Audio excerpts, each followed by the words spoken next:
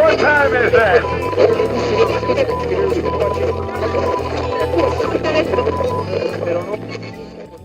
Let's see what the great Patrick Mahomes will do on this play. But before we can talk about how great Patrick Mahomes is, we have a flag on the play. Before the ball was snapped, pass interference on the defense, numbers 1, 2, and 3. By rule, the great and powerful Patrick Mahomes will elect where to place the ball. Hail Patrick Mahomes. Okay, it's now 1st and 10 for the Chiefs. Ball is snapped. Man, look at the way Patrick Mahomes handed off that ball. Superb technique. But let's check out the flag on the play. During the play, personal foul, violating Patrick Mahomes' personal bubble. The result of the play is first down, touchdown, and Chiefs win by 50 points. Hail Patrick Mahomes. How are you doing today, Xavier Jamar Gibson? Man, you the feds.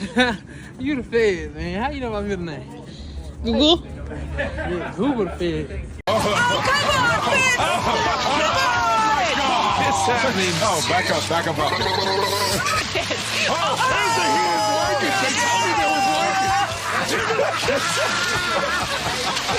Celebrations that their defense has been doing lately. What do you think of those? They're crazy. I mean, they're spending a lot of time on them, but no, I know Cam Bynum pretty well. We played 7-on-7 growing up together in high school, so we'll have to make sure they don't get any turnovers.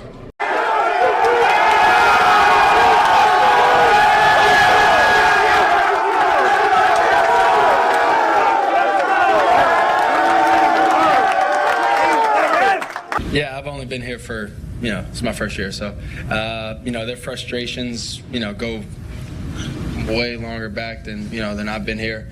My job is to, go out there and win games. And, we don't focus on outside noise. The fans are, they're going to cheer and maybe boo sometimes. Michael Vick made a lot of headlines this week because he is the newest coach of Norfolk State, and we are also committing to Norfolk State right here. Hey, put the baby in my hair. Sign me up, baby. We are so happy for you, and I see the emotion. What makes you emotional? First off, just being a big part of Fox Sports and the opportunity. I love you guys. I love everybody in this building and this administration. Have been amazing to me. This wasn't easy, bittersweet, but when you got a chance to go, get an opportunity to go lead young men. You're our teammate for life, and you're stuck with us for the rest of the season. But we're excited to see what you do in your next chapter. Man. We love you, bud.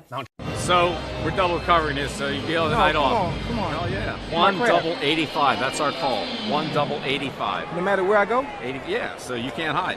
Come on, coach. You serious or you just playing? Just tell me you're just playing. I'm gonna watch you run in the end zone and spike the ball here. Have a good one. I'll talk to you. All right. Damn.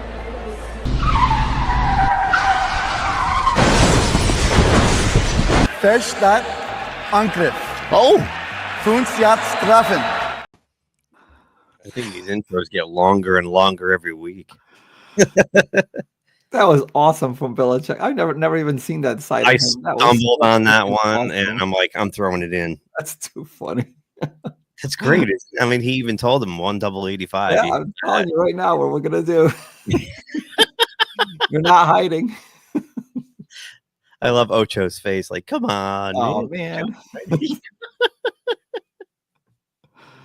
Yeah, that was a good clip. That's the kind of stuff that they never showed us of Bill Belichick. Yeah. It's all like, we could play better. What's Green Bay next week? Right. Patriots fans knew this about him. We didn't. How's everybody doing this week? So far, so good.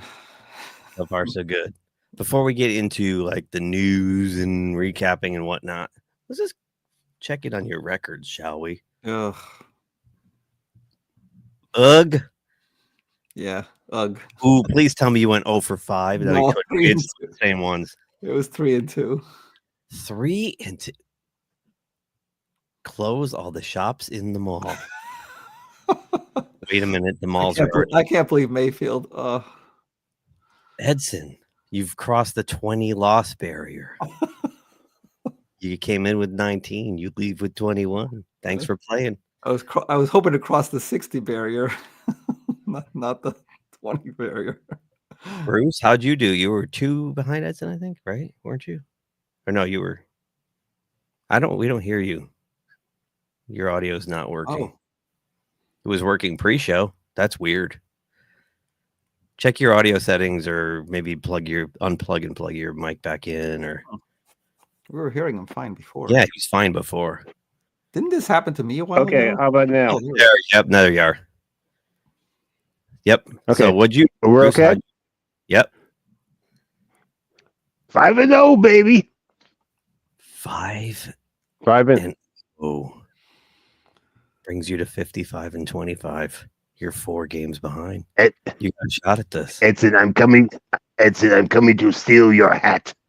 You're going to lose taking your hat. No, you'll have to go over my body to get that hat.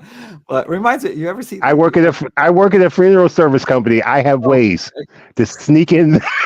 You know that commercial with that I forgot the actor's name, where he was doing football commercials, and it was I think it was Rod Woodson, when he's coming up on you like behind the receiver, and he's like, you'll hear me coming, you hear me. I can't think of the guy's name, but it was such an awesome commercial where he's like sneaking up behind him, and he's like pretending to be like Irvin or a receiver or whatever, like listening to him like come up behind him and to hit him. It was like, that's what I feel like. Okay, on the opposite side of that, you guys have to answer the question for me. I just saw the commercial in my brain. What is the commercial where the guy yells at you for doing something wrong? He's a linebacker, and they're like, "Don't put too much toner in the copier," and he comes around the corner. I don't know that one. What? It was. I remember that. It was office linebacker, wasn't it? And he would office linebacker. Crush people. Yeah, we did a spoof of that in the late 90s or something. I'll have to find that. Our friend and Dan Nocera's got a copy. I know he does. Oh, Dan Nocera has everything, probably a cataloged. So I'm still I'm a bottom feeder. I'm at 52-28. I trail Bruce by 3 and Edson by 7, which gives me like no shot to catch you. You can do it. I guess if we go 0-5 and then you could you please? Who knows? Okay. Maybe that will be coming. I'll tell you one thing. I came this close to going 4-1. Damn New England. I mean, I picked Buffalo. New England was like that is true. Yeah. Yeah, every once in a while, what do they say? Any given Sunday. Mm-hmm. Yeah, and I came this close for being 4-1, but I can't believe that. I can't believe that. It's like I was cheering for the Cowboys last week when they did it to you guys, beating Carolina, and then they did it to me this week, losing Karma. Damn Tampa Bay. Don't look now. The Cowboys are 5-1 in their last 6 games. They're still technically in the playoffs. They are in the hunt. I think they have a 1% chance. Jeez, that's a real bad stat of the day. But yeah. So before we get into Week 16 and what happened and whatnot, we have a couple of things from outside the football world, but in sports. First is something that just killed me. Oh yeah. When I heard this last Saturday during the Steelers game. Ricky Henderson, one of my favorite baseball players of all time. This guy was just phenomenal. In every facet of the game. He wasn't a 5-tool player. He was like a 10-tool player. Yeah. Leadoff home runs, stolen bases. He could play defense. And remember the snatch catch? Oh yeah. Right. He was just a carnival act, unto himself. And plus, I mean, he was like Yogi Berra with the quotes. Have you heard his John 3:16? It was my favorite of all time. Oh, have you heard that one? No. He's coming off the field apparently, and someone holds up the sign John 3:16 in the crowd. Mm-hmm. Right. And he says to one of his teammates, he looks up and says, "I don't know who John is that's hitting 3:16, but Ricky batting 3:45."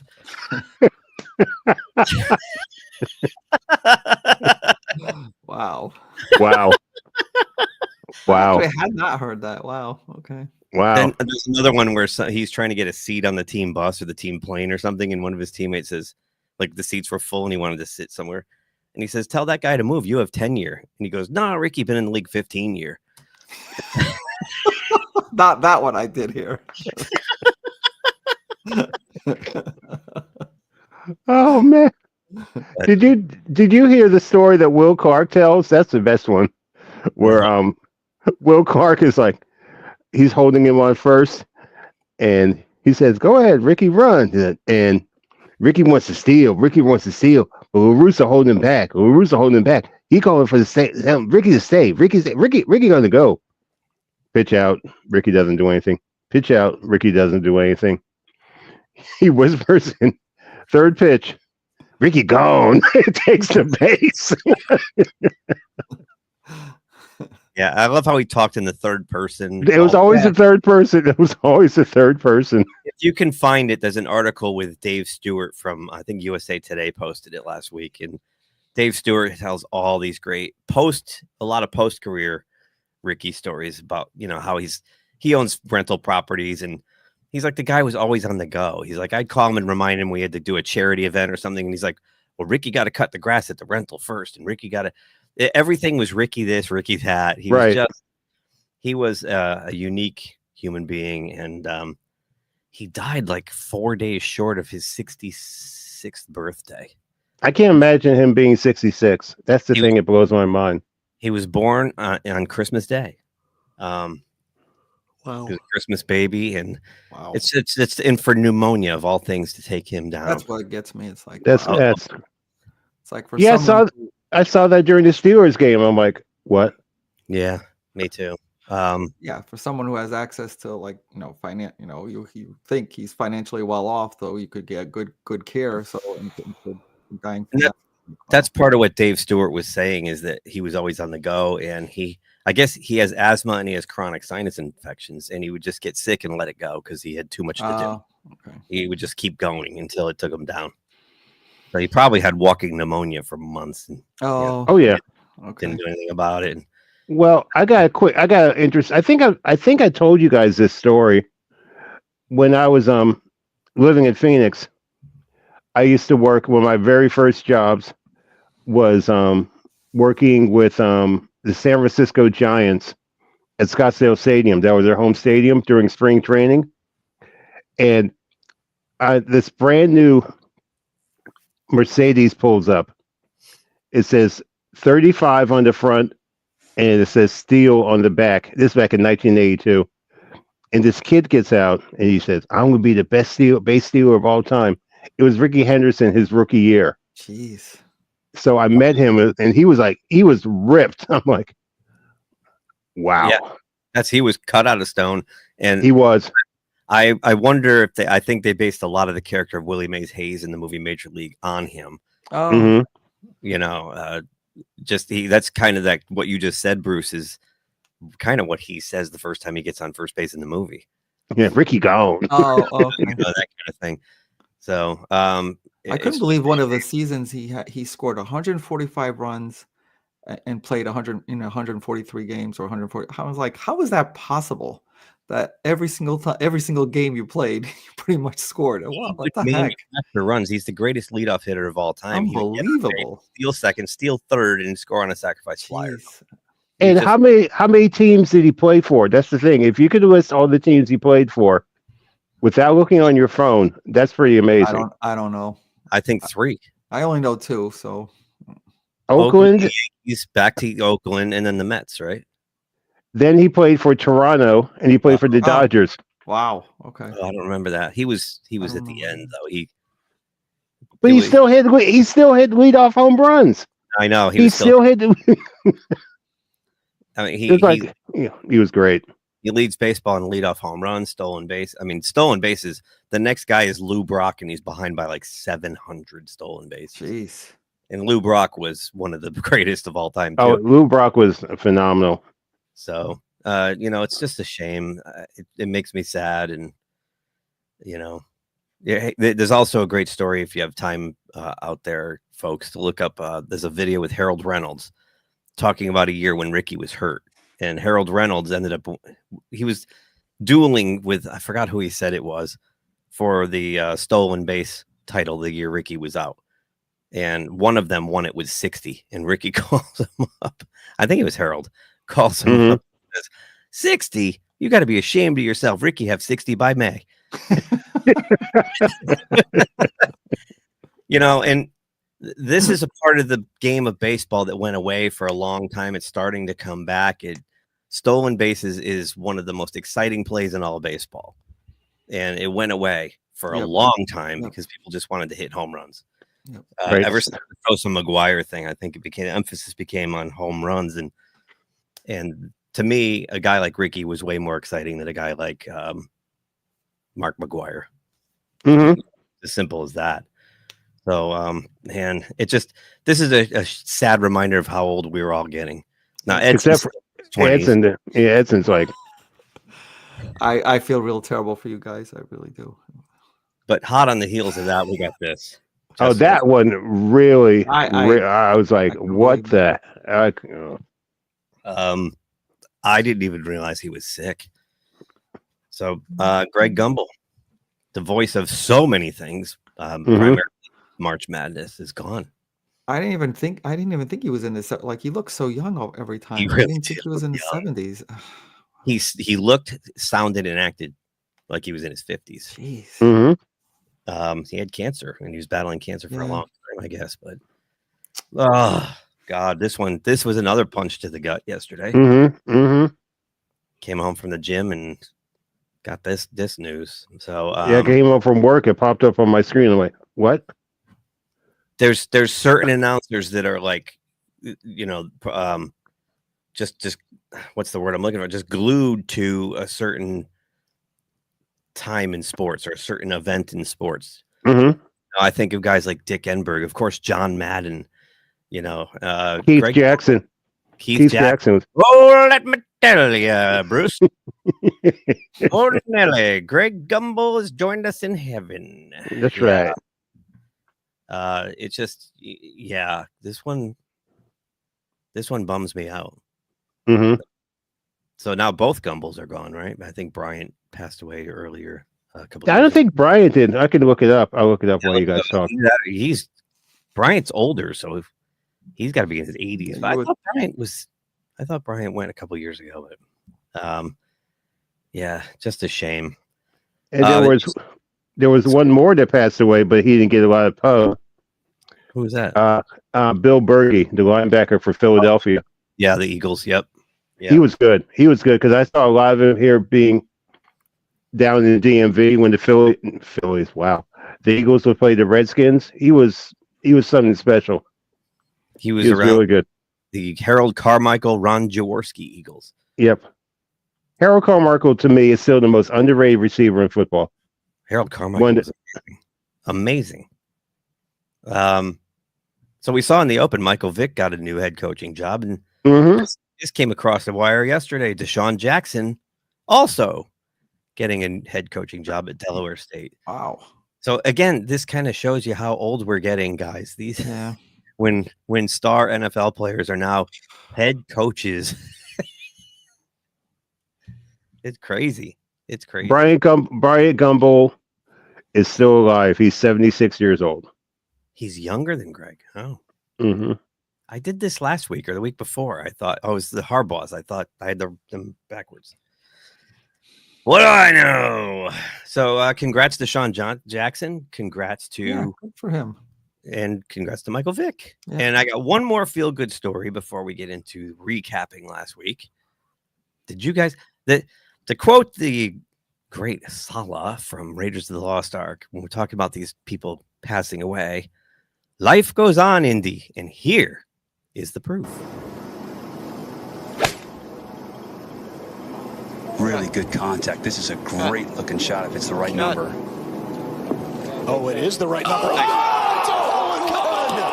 Charlie Woods has made an ace at the fourth. And guess what? His father was actually not watching. He had to take a break for a second, comes back out. Here's the roar of the crowd. And Charlie Woods has made an ace here at the PNC Championship. Wow. Yeah. He's got his father's mannerisms down. He kind of looks around. Did that just happen? He's like, I'm more surprised than everyone else. How cool is that moment? And so for funny. Tiger to be there, that's just awesome.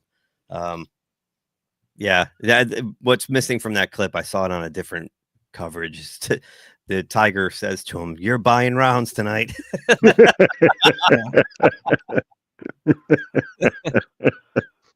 So there it is, the next generation.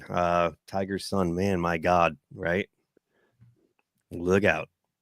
You know who Tiger Woods is, don't you, Edson? Yeah, yeah, I saw the footage. And how does that, that's another one. I mean, Tiger's probably around my age. He's in his mid-50s, and he's like ready for the senior tour. You know what I mean? Yeah. Like, Yeah, what the heck happened? well, he busted himself up in a car crash. His knees were shot. Yeah. He probably could. He's still going to stay on the regular tour, but I mean, he can't win anymore. He's doesn't have it. Was it? Well, I'm not sure what tournament it was. I think it was the Masters. He was up by 9 with 1 hole to play, so he could get the worst, hit the ball in the water 5 times, and still make it on the green at 8 and still putt to win. I mean, what was that? That was dominance, is what that was. Yeah, and those days are over. Tiger Woods' birthday is Monday. He'll be 49. Wow. Okay. 49. That's it.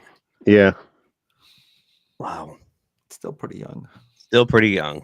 All right, let's get to week 16. We've wasted the viewers' time. We've already wasted 25 minutes. Yeah, way to go, Edson. Come on.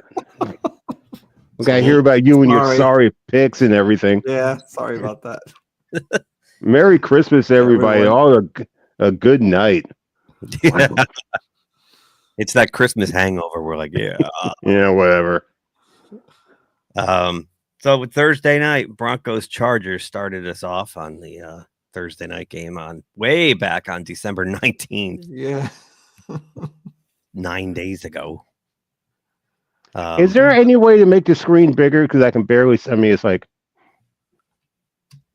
that. So we can all be in the picture, but it's like, okay, I can see you guys. All right. We're all here. Okay. All right. Expand your window. All right. I'll try that next week. Okay, go ahead. I'm sorry. Dobbins or Debo PPR?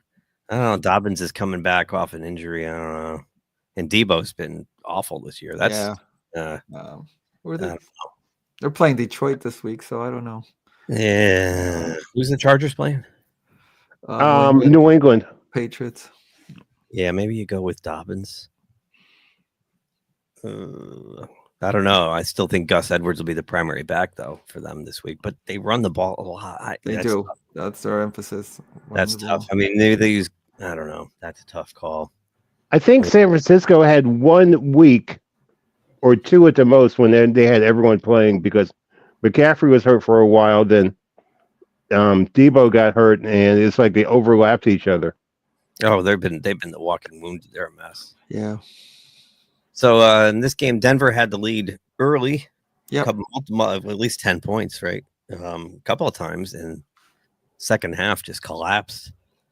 And, it was kind of like the opposite of what happened to them the week before when the Colts had them early, and then they just called one play cause, and the same thing happened to them this week. And really it was. Yeah. Go ahead. No, I'm sorry, Edson. No, I was just gonna say I really thought that the Broncos had this game, then it just turned around so quickly. Yeah, it was a costly loss for them because it puts a lot of pressure on them. This week they have Cincinnati. Yep.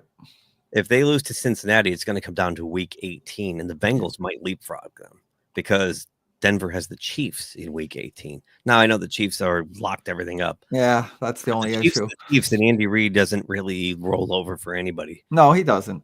But he's definitely going to give a lot of people some rest. But I think Carson Wentz will start that game, but Carson Wentz can beat Denver. Yeah. In Arrowhead, he can beat him. Yeah. Moving on to Saturday. Just another. All right, the Chiefs game. We were texting each other. This is just so frustrating. So LASIK, you know how LASIK has been tweeting the Simpsons style referee for. Yep. They went a step further. This is on the LASIK website. You can nominate a referee for free LASIK surgery. Wow. Wow. And this game had the most ridiculous call I've ever seen, where Mahomes gets hit. I hear somebody. Does somebody watching this? They got to mute it. I'm watching it. Okay, I'll turn it off. Echoing back. Yeah, just mute it. Okay, So, it's gone. Mahomes gets hit, fumbles the ball. Houston picks it up, runs it in for a touchdown. And then they review it, call it back, and say it's an incomplete pass, but then tack on a roughing the passer. No, roughing the pass. That was ridiculous. That Like, was ridiculous. How do you go from ruling on the field is fumble, touchdown, to incomplete roughing the passer? Jeez. And then there was another instance where the ball boy calls timeout for the Chiefs. Oh, I saw that. You sent that to me. You sent someone sent that to me. One of you guys sent that to me. I saw it, and I was like, "What the heck? What the hell's going on?" All the rules just get Yeah, it's brutal. It's brutal. And then we had this horrible and for this video clip, you can unmute your mics and talk over it if you like. But this horrible scene right here. Oh, yeah. Tank Dell, he has suffered an ACL, MCL, LCL, PCL. His knee is oatmeal. He's not coming back next year. He'll be lucky to come back the following year. That was awful, and you knew it was bad when Stroud was crying, and I think from that point forward, that kind of took away everything from the Texans. Yeah, the Texans haven't been the same since that play. Period. I mean, we'll get to what happened this weekend, but my God, yeah, they're going to be like so. They were in this game to that point, and somehow, in Tank Dell, he caught the ball and held on to it for the touchdown, despite having his leg blown up. And then, last year he broke his leg, the same leg. Oh, wow. And he gets shot in the offseason, and now this happens to him. This poor guy, he's like 23 years old. Like, this poor kid, man. He can't catch a break, and his career could be over. I mean, that's a lot to come back from. Willis McGahee, he had a similar issue, and he made it all the way back. And so did Alex Smith. We'll see, but it's not going to be easy. Alex Smith's injury. It was basically the same thing. And now if Alex Smith should reach out to Tank Dell. I hope he does. Oh, yeah, he will. He will. Yeah. Alex Smith is a class act. Gets him on the same rehab train. In the meantime, Russell Wilson's this thing away. Russell Wilson's just been terrible. Ironically, the Steelers may be the beneficiaries of Houston's downfall, because if they slip down to the number 5 seed, they'll play Houston in the first game. In the first round, so it'll be the battle. battle. They'll go like against some demoralized team. So I don't know. Who knows? Yeah. But yeah, this game was like, wow. Yeah, you figure maybe at some point the league would catch up to Russell Wilson. I mean, he's been in the league how many years now? But in this offense, I don't know. Yeah. Noted Denver Bronco fan at That's Good Sports, Brandon Perna, said, "Hey, Steelers fans, welcome to the Russell Wilson experience. Now you're getting the full ride."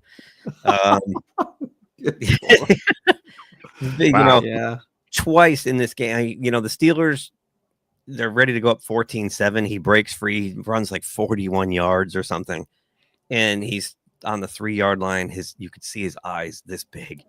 There's the end zone.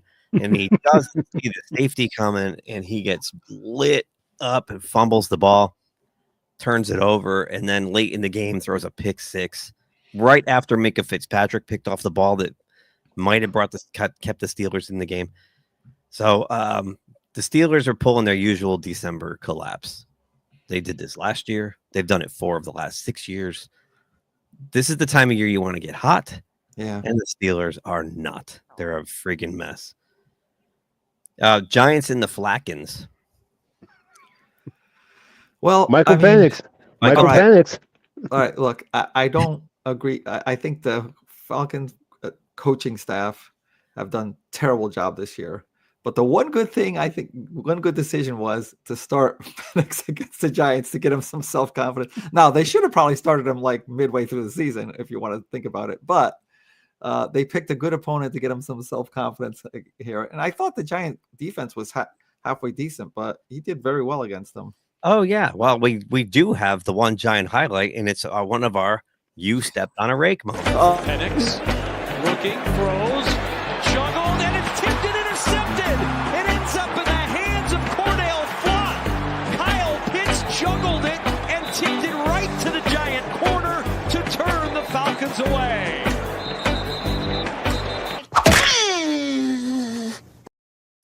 And that unfortunately goes stepped like, on a rake as an interception, which should not be. Yeah, that was more Kyle Pitts' fault than anything the Giants did, really. Yeah. But that was beside the opening touchdown. They go the Giants go up 7-0. You're like, whoa, maybe, maybe. Nah. There were two.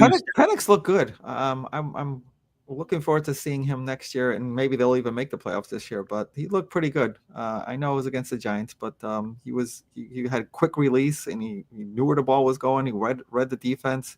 I mean, it wasn't a lot he had to do because the Falcon defense outscored the Giant offense. So with 2 pick sixes. So yeah, you mean like this?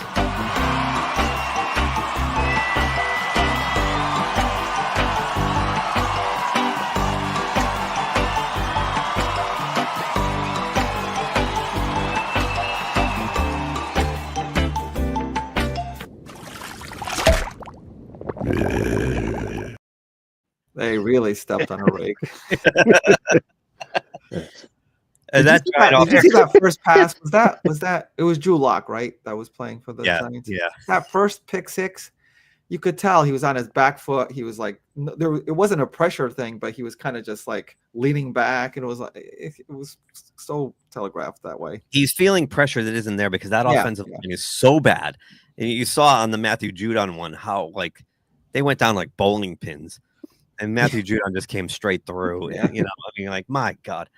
But you're right. Penix didn't have to do a lot. He handed off to Bijan Robinson a lot, and as Chris Berman says, he mustered his way up and down the field. So we know they're going with Penix going forward. There's no turning back. They're going to outright release Kirk Cousins. So, hey, good luck to the Falcons, and we'll see what, you're right. It was a good put your toe in the water game for Penix. Let's see what happens when they play a quality opponent going forward. So, but, who they learn is to get his ass kicked, right? Are they playing Washington at some point?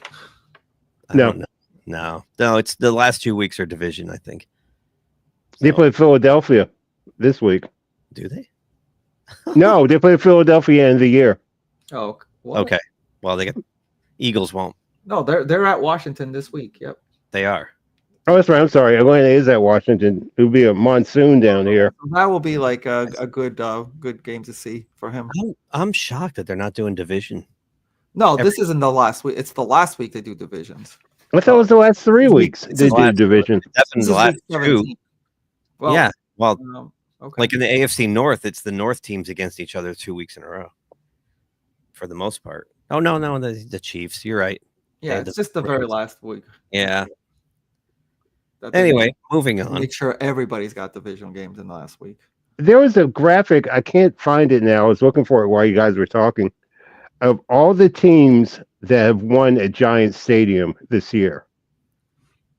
And then, yeah. Go ahead. Oh, jeez. And the graphic says, all the teams that have won at Giants Stadium this year. And it says the New York Giants have won nothing this year. They're still the only team that hasn't won a game at home this year. Won a game at home. That is crazy. Here's a little thing for you I found. Insane. The New York Mets have won a game more recently than the New York Giants. The baseball season ended months ago. Well, the Mets' last win was October 18th. The Giants' last win was October 6th. Yep. This week will be the last chance. They got Indy coming, so we'll see. Well, the thing is, though, if Seattle doesn't make the playoffs, which they might not, they have to be kicking themselves because they lose to the Giants at home early in the season. They're like, oh, no big deal. But now it really is a big deal. Yeah. Teams that are like right there, they there's always some game and during the season that they're like, oh, like Cincinnati against New England in the first game. Right. And this game, the Cardinals, and I was glad to see, the Panthers have been knocking on the door for 5 straight weeks now. I'm glad to see they finally pulled it off, but it took overtime, didn't? Yeah, they went into overtime. Yeah. Yes. And last time they played the Chiefs in overtime. Chuba Hubbard fumbled. Yep. This time he ran it in for a winning score. Yeah. And they started off great. They were up 20-3.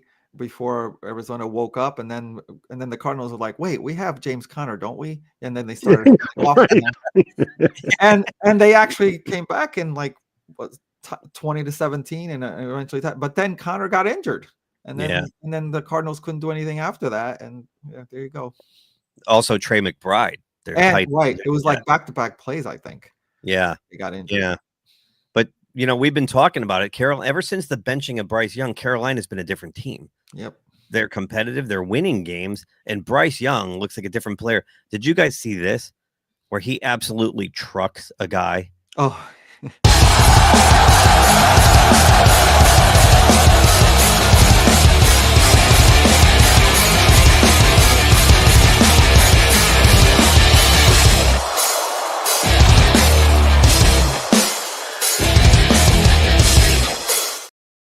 that was awesome. He looks like he's having fun out there. Yes, exactly. For him. You got Panthers at 4-11. You got somebody like the Jets or the Bears at 4, and they're two different teams. I mean, even though they have the same record. Yeah, the Giants, the Jets, they look like teams that have quit. The Panthers do not. They've got a lot of Bears too. Oh, yeah. Well, let's move. I know. They're coming. This game.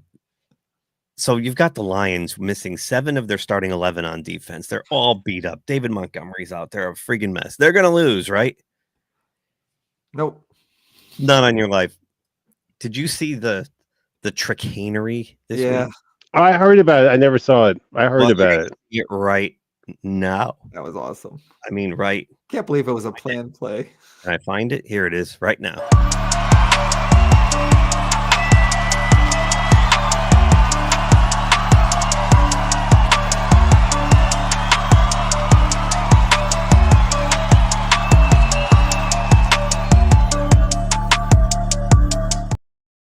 Oh, those tricky Lions. They are so tricky. And you can thank the Packers for this, Bruce. Right. Well, it says Ben Johnson designed a play called the Stumble Bum, inspired by a Jordan Love mishandled snap that turned into a big play against the Bears last season, I guess. And then they figured they really did fumble against the Packers and still got that 4th and 1 early, like 2 weeks ago. So they're going to try it again on the fake. You remember, when he fell down and handed it off. Yeah. Oh, right. They didn't fumble. He fell down. Yeah. He fell down. That play bothers me still. There's a story. Yeah, I know. There's that story where the Ben Johnson was like to golf. Do you think you can just fumble the ball and then pick it up again? It's like golf. Like, no, I'm not doing that. So then it's like, all right, how about we just pretend you do? And then when he did it, you could hear the offensive line going, fumble, fumble. Well, what sold it too is Jahmyr Gibbs just face planting. And of course, that's you have to do it exactly right. You got to do it in the steps, and he did it right. It was good execution. Think of when Gibbs goes down, Goff stumbles around and pretends he fumbled the ball. The safeties freeze, the linebackers come in. What happened, yeah. And Laporta just kept going down the field. He was wide open. It was crazy play. This game, and the Bears are just. The Bears. They have to spend some money on a coach this year. Yeah. And it looks like Ben Johnson might actually be the guy they're after. Look at Caleb's over here on the right. See Caleb right here. Yep. Okay. Look at next blocking. What are these guys doing over here? No one blocking anything. 65. What the hell is he waiting for? He's waiting for the snap. Nine's turned around the wrong way like a rusty door. Look at these guys. Chasing after the defenders. But this was all by design because Matt Eberflus is still waiting to use his timeout against the Lions. But you know what? He's still there. He's waiting. He's going to throw. I would not be shocked if they go after Ben Johnson because that happens a lot. You have a season where a team gets slaughtered and then they're like, "Who's that offensive coordinator?" And then they get him for next season. Yeah, Ben Johnson and. I heard another name now with the Bears. I forgot who it was now. Oh, whatchamacallit wants the job. It's going to be Pete Carroll is talking about he wants to go to the Bears. That's what it is. Thank you, Bruce. Pete Carroll. I heard that. I'm like, what? Well, for developing a young quarterback, I mean, Ben Johnson's an offensive coordinator. And sometimes these coordinators don't make great head coaches. They're better at designing one facet of the game and putting their focus on that. that's just speculation. I mean, Ben Johnson could be a great head coach, but Pete Carroll has had success developing a lot of quarterbacks. Right. Yeah. Problem is, you're going to hire a guy who's 75 years old. I don't know if Vrabel would want to go there. Yeah, Vrabel's another name I heard. I heard that. I think Vrabel's a lock for the Jets. Okay. To be honest, or the Raiders. I don't know. We'll see. I don't know. If I'm Vrabel, I would go where you have. I'd go where the young quarterback is. The Bears are not bad. There's a lot of talent on that team. They're just so poorly coached. I mean, Brian Flores was probably going to get another shot too. Brian Flores should get another shot. And shame on Mike Tomlin for not making him the defensive coordinator in Pittsburgh and letting him walk to keep. Yeah. You know how many? Here's a little trivia for you. In the 18 years that Mike Tomlin's been a head coach, how many of his assistants have been hired by other teams? I don't know. All of I don't think so. One. Oh, geez, really? Mike Munchak. He took a lateral move with the Broncos, and that's only because he wanted to move closer to where his daughter lived. Wow. Oh, wow. Jeez. And zero have become head coaches. His coaching tree is a stick. It's not a tree. It's a twig. It's a twig. Because you know why? He hires amateur hour second-rate assistants, which is why the Steelers are collapsing again. He's a good head coach, but everybody below him's trash because he has to be the smartest man in the room. Maybe by design, yeah. No, it is. That's why he got rid of. You have Brian Flores on your staff. He gave Brian Flores the job and made him like a consultant, right?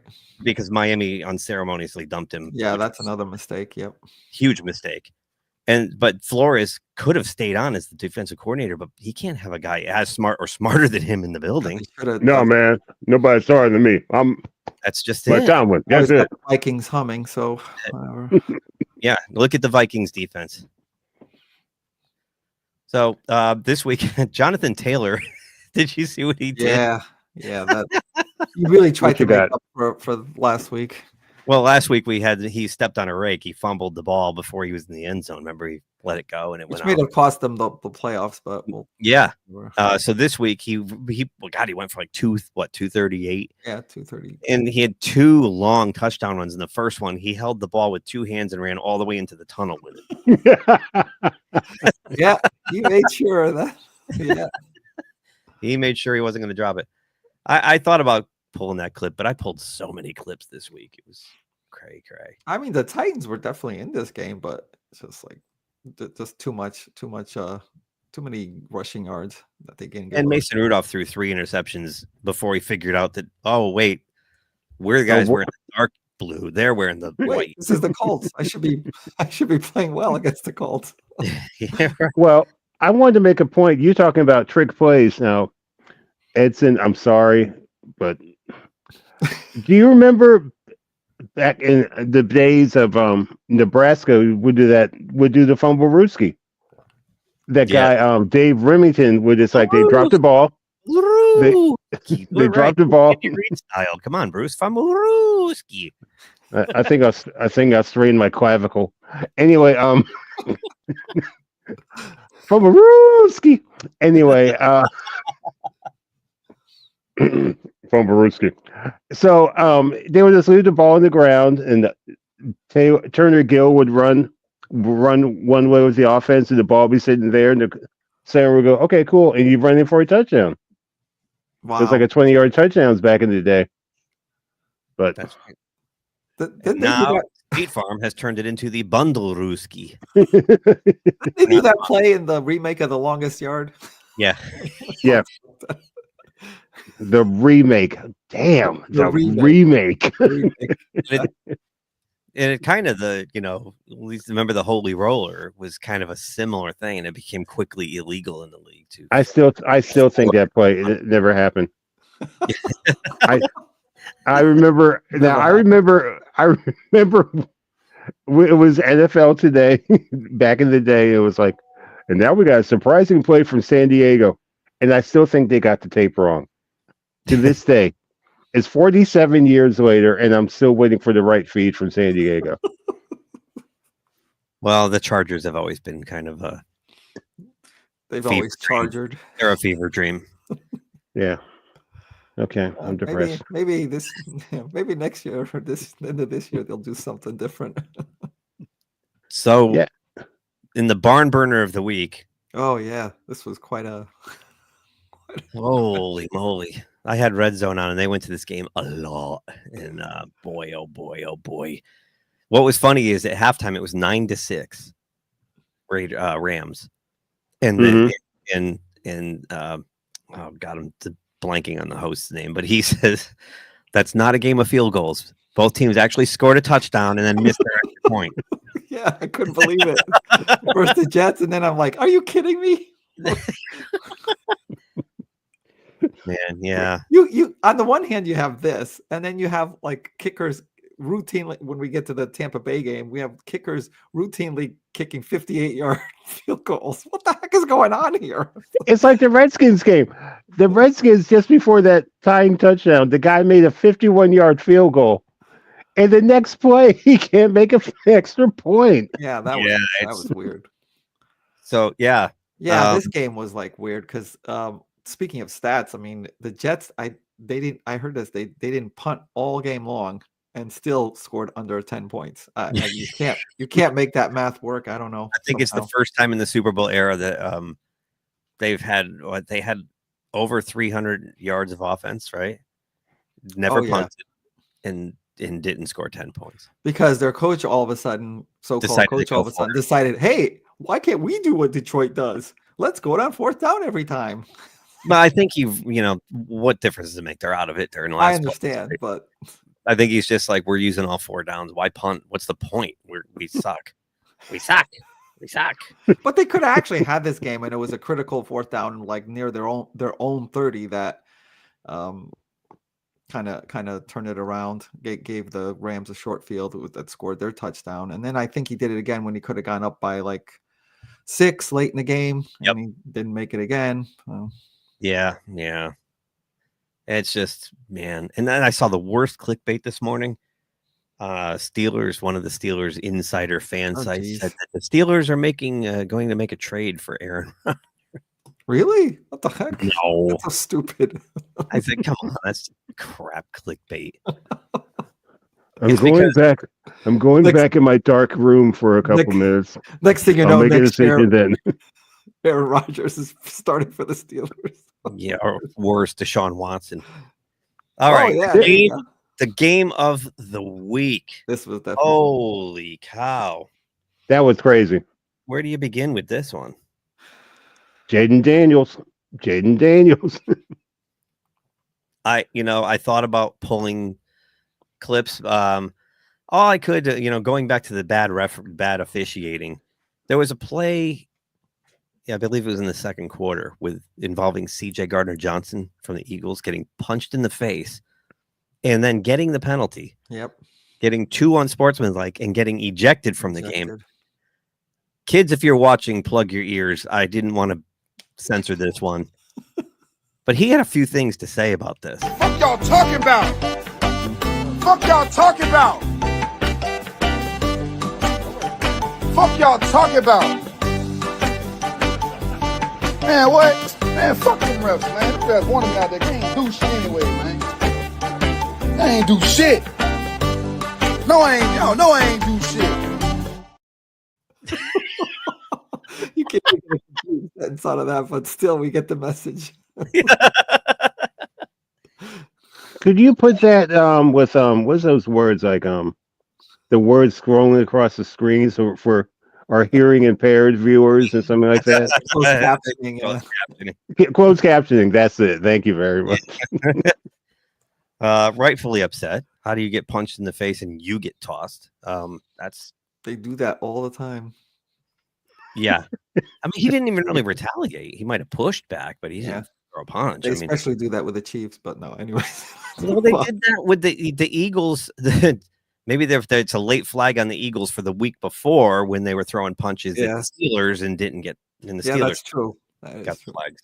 I keep saying it every week. NFL, cut the shit and get these guys on full time. This is unbelievable. The inconsistency, it's a travesty. Get some young guys there too. Jeez. That's it. Yeah. Right. They can run with the players. Well, the thing about we were talking about that outburst, I just had a bizarre thought, but then again, it's me.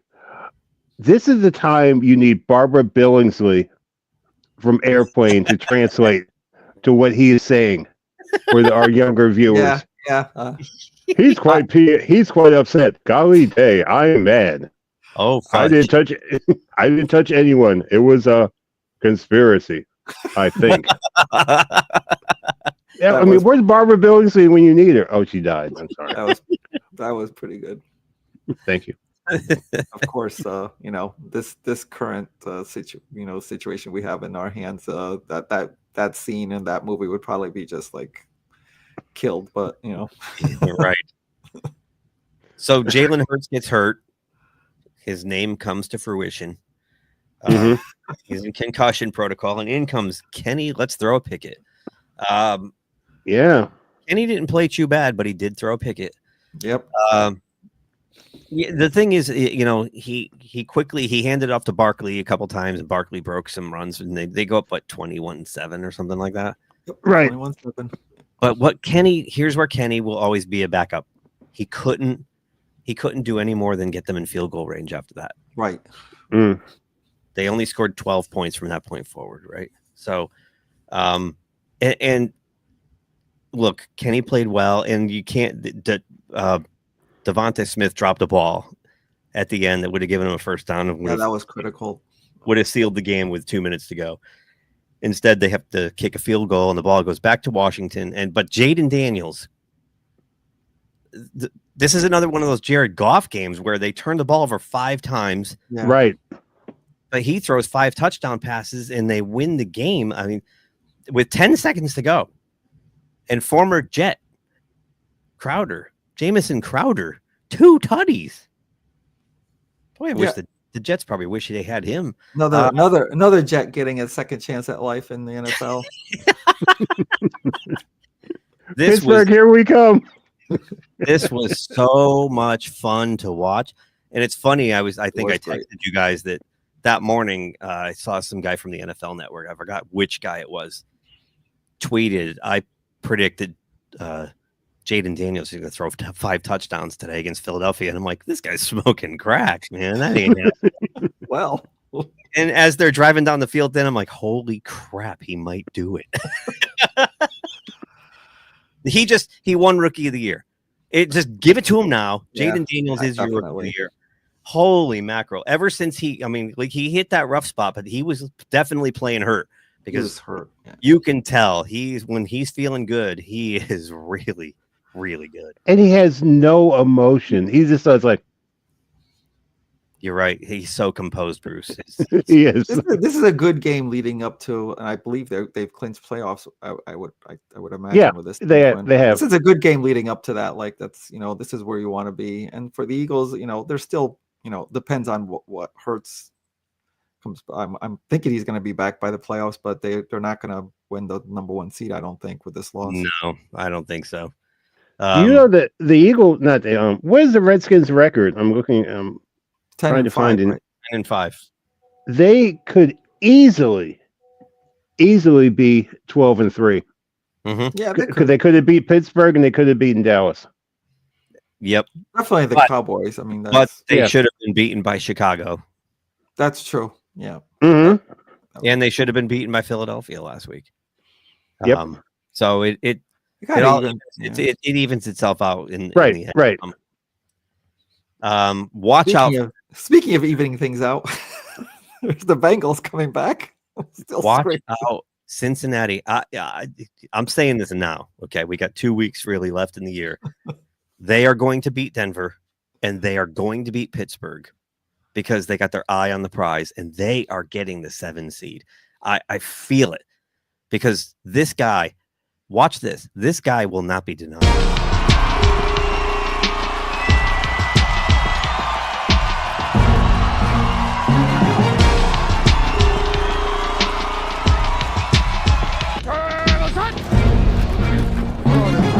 Steps up, throws, and it's caught for the touchdown. He hit it. Holy God! Oh my God!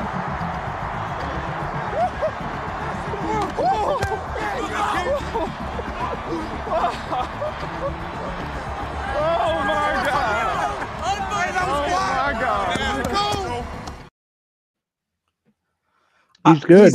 He's great, but you know what? How about bringing some of that during the first month of the season? And you He probably did. would be. He did. Their defense is terrible. He's Well, been MVP. there was a couple games where he, I don't know. Yeah, but I But know. yeah, their defense was the problem most of the year. It still is. Well, he was matching Jaden Daniels at Monday night game, touchdown for touchdown, and they still lost. Yeah. Oh, they've scored. that How was a many? big- We did it a couple weeks ago. They've scored 35 plus points like 8 times this year and lost like 6 of those games. Against the Chiefs, they had that game. I Yeah. don't know what happened with that. But you can see it though. Like Burrow's on a mission to get them into the playoffs. I don't think he's going to be stopped. I definitely think he'll do everything he can, but they do need to rely on other stuff happening too. So They do. But I think they can outscore just about anybody on the planet. So, their defense is terrible, but I think look, I could be wrong, but I just, you get that vibe. You get the vibe from these teams. You can see when they're locked in. And the Cincinnati's locked in. What, a 5-game winning streak now or something like that? 4? yeah, I think you're right in terms of like they will win out. It's just that they still need help trying to getting in. It's not just they don't control their own way in. So no, they do need help, but they take care of their own business and they end up 9-8. Yeah, I mean that'll still be successful. I just feel it coming because Denver's their obstacle and they've got them head to head. I just looked while you guys were talking. I looked up Burrow's stats. 39 touchdowns, 8 interceptions for 4,300 yards. Yeah. If he was on if the Bengals were 11-5 or 12-4, he'd be in the MVP hunt. Yeah, definitely. He's completed 69% of his passes. Yeah, he's been doing it all year. And when you saw last week against Cleveland, I mean, throwing a ball where he's almost on the ground, just and throwing a dart to T. Higgins, who was covered, by the way, and the no-look pass to the tight end, the sky hook. He did a little Kareem Abdul-Jabbar action there. Yeah. On the other side of the ball. But can I ask a question? Of course. Why did the Browns start DTR over Jameis? I have no. Is he hurt? I have no idea why. I mean, I was shocked. Why isn't Winston in there? I mean, that's watching Hard Knocks this week. I love Jameis Winston. I went down a rabbit hole watching a bunch of goofy Jameis Winston quote videos yesterday. He's awesome. But during the Hard Knocks last week, he's so classy. He goes to DTR and they show him looking at film together, and he's like, "Whatever you need, I'm here for you. I'm going to help you out. I'm going to get you through." He's awesome. I wish Jameis could just clean up his game. Just stop throwing picks, man. Right. Take care of the ball. Because he's so talented and he's such a good person. But yeah, watch out for Cincinnati. And also watch out for Minnesota. Yeah, Minnesota. Yeah. The game is on this weekend, though. Still a shot at the number 1 seed. Oh, I'm sorry. I have to back up just a skosh. Back to this. Whoops. Browns going to Browns, man. They are going to Browns. Oh, so the Browns, Deshaun Watson and his agent, David Mulugeta, have agreed on a contract restructure, which means Watson, in capital letters, will likely be in Cleveland for at least 2 more seasons. Yeah. Okay, I'm going to say this because you guys haven't caught on to this yet, and I apologize for stealing your thunder. Deshaun Watson's getting paid when you have an agent with the last name of Mulugeta.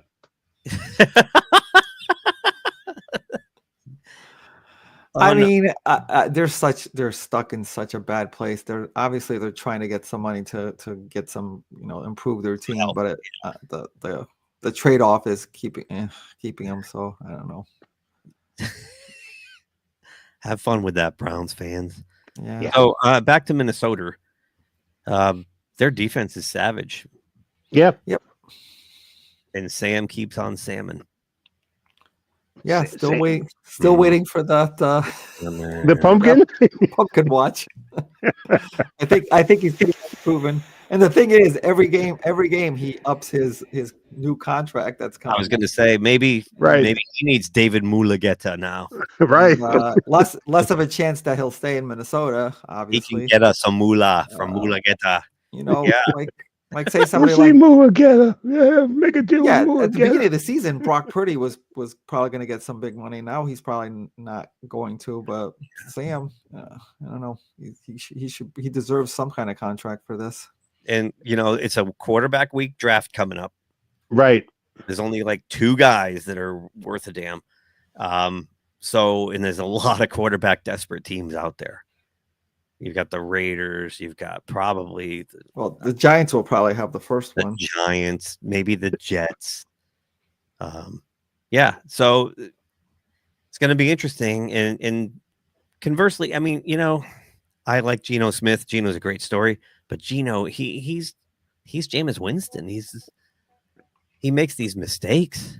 Mm-hmm. You know, I mean, I don't know. I mean, the Seahawks are still probably a year ahead of where I thought they'd be.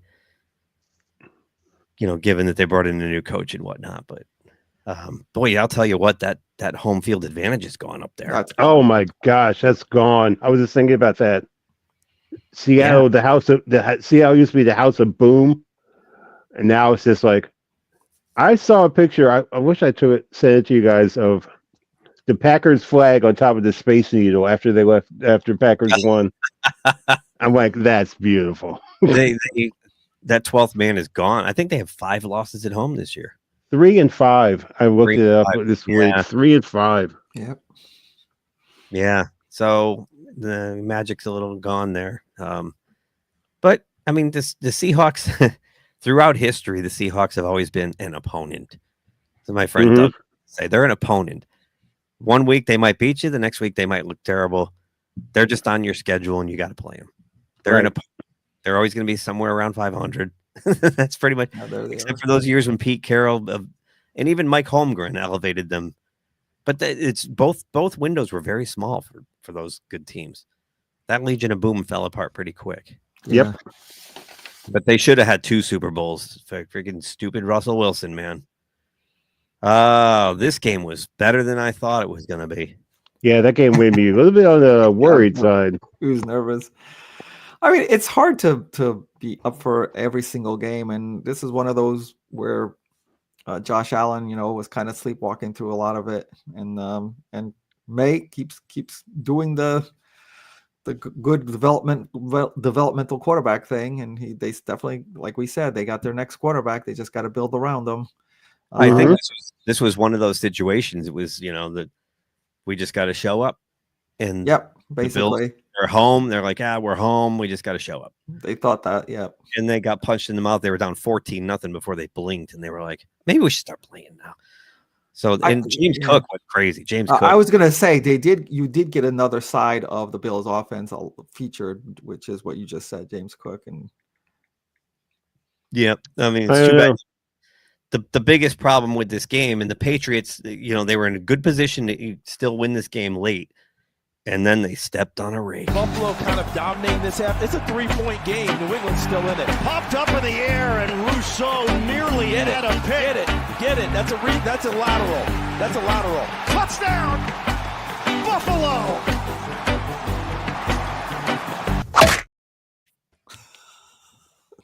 They stepped on a rake. Yes, they. Well, is it just me, or is it looking like Buffalo Stadium? Because like someone's like got that thing on half power. It's always looks so dank and dark. It does look dark in there. I don't know if you guys saw. There's some drone shots of their new stadium. It's almost half built now. Mm-hmm. It looks really nice. So it'll be ready in 26. I think they're just, you know. Highmark's had it. It's been around forever, you know, formerly Rich Stadium. But yeah, boy, the Drake May though, I gotta say, and there was a clip somewhere and I lost it. I was gonna pull it of the Bills were in there like a defensive timeout, and they're all compliment. They're like, that guy May is awesome. Like they're like, whoa, this guy's real legit. Like he's good. So I think the Patriots found their quarterback of the future. Mm-hmm. Yep. So if you hate the Patriots, enjoy it now while they suck. Because once they build around this guy. And the Bills, if you're right about Cincinnati, they're going to see Cincinnati coming in that first round. That'll be a hell of a game. Because they can't get to the number 1 seed anymore. So watch Was it out. last year or the season before when Cincinnati went up there and beat him in the first round? I think it was the season before. It was snowing. Everybody's like, it was a blizzard conditions. Do anything, and man, they just got them. Yeah, it was a blizzard game if I remember correctly. And Burrow didn't even flinch. I mean, it didn't even seem to affect him at all. Yeah, no, it was that would be something. Yeah, Buffalo just keeps on buffaloing. I mean, this was one of the rare games where they didn't look quite themselves. There was a couple this year, which turned into losses, like Baltimore beat the snot out of them. Right. But it's going to be interesting to see what they do the last 2 weeks because they can't get the number 1 seed anymore thanks to the Steelers. Doing the Steelers thing. So, we'll see. They're going to probably start resting people. You might see a little Mitch Trubisky action. Yeah. Oh, boy. Because they do have the Jets and the Patriots to finish their schedule. They don't have a heavy lift here. So we'll see. I mean, the Jets in Buffalo and then in New England the last game. So this one. Woo! I found this, though. This is the most interesting thing to come out of this. Oh, there's something Raiders-Jaguars game. Yeah. This Max Crosby has played through multiple ligament tears in his ankle this year. Crosby opened up to ML football about challenges he's faced, promising the best is yet to come. Everything happens for a reason. The best is yet to come. Jeez. Despite the injury setbacks, Crosby still had elite numbers in this season. I can't barely see it. What does it say? What does he have? He has elite numbers, top 5 in pressures, second in tackles for loss, 7.5 sacks, 28 split tackles, 45 total tackles, 5 PBUs, and 20 quarterback hits in 12. He only played 12 games. This guy deserves to be on a real team, man. Oh, yeah.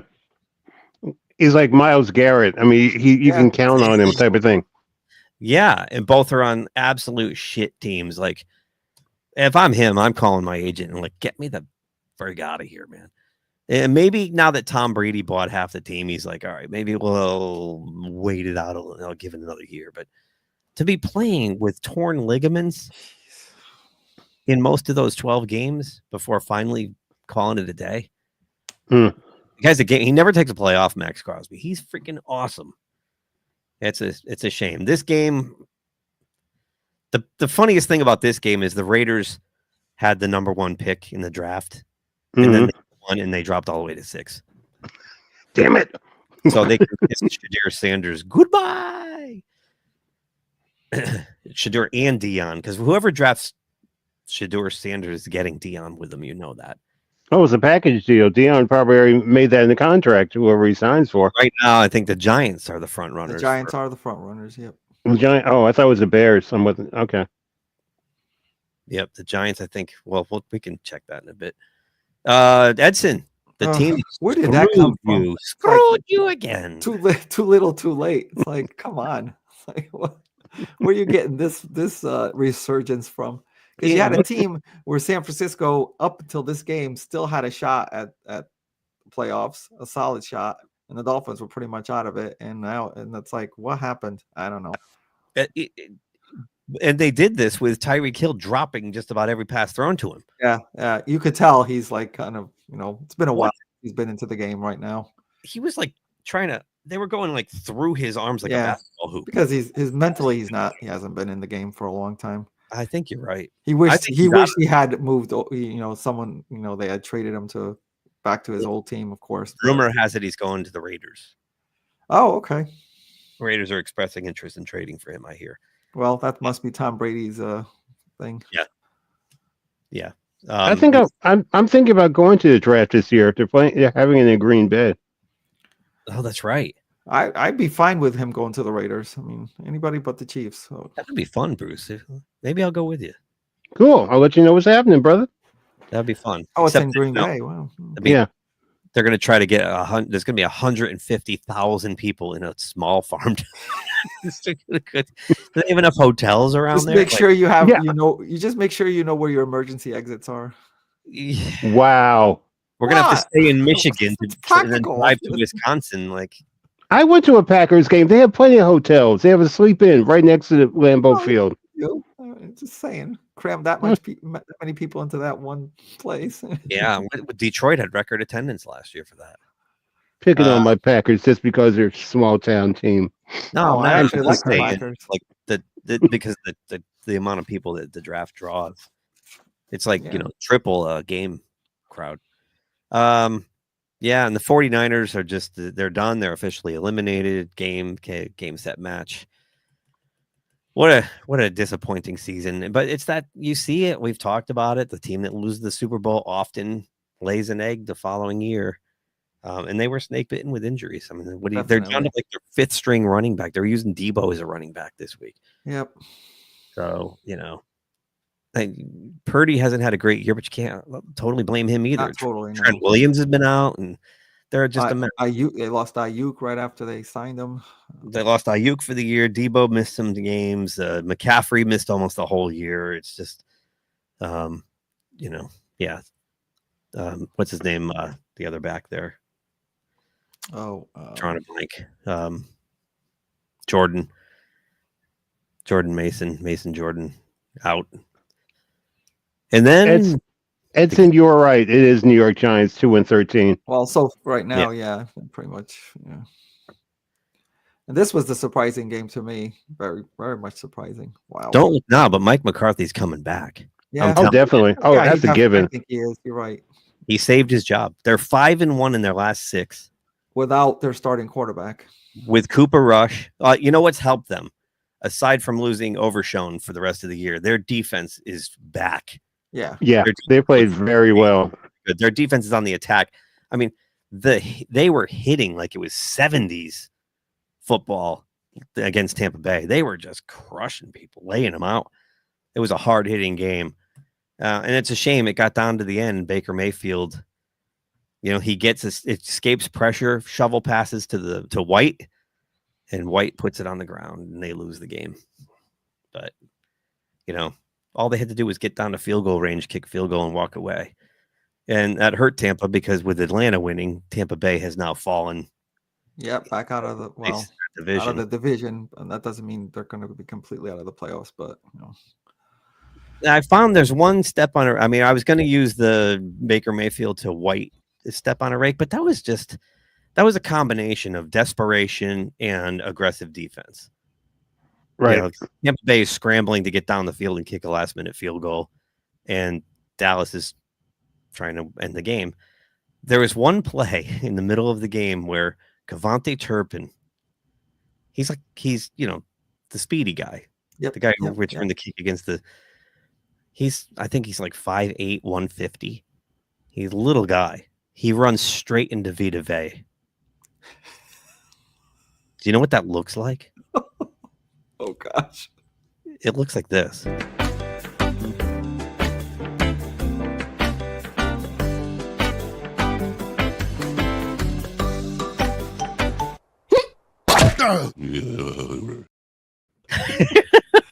Yeah, that pretty much. I told your ass you ain't going to the movies. Now get your ass back in the room.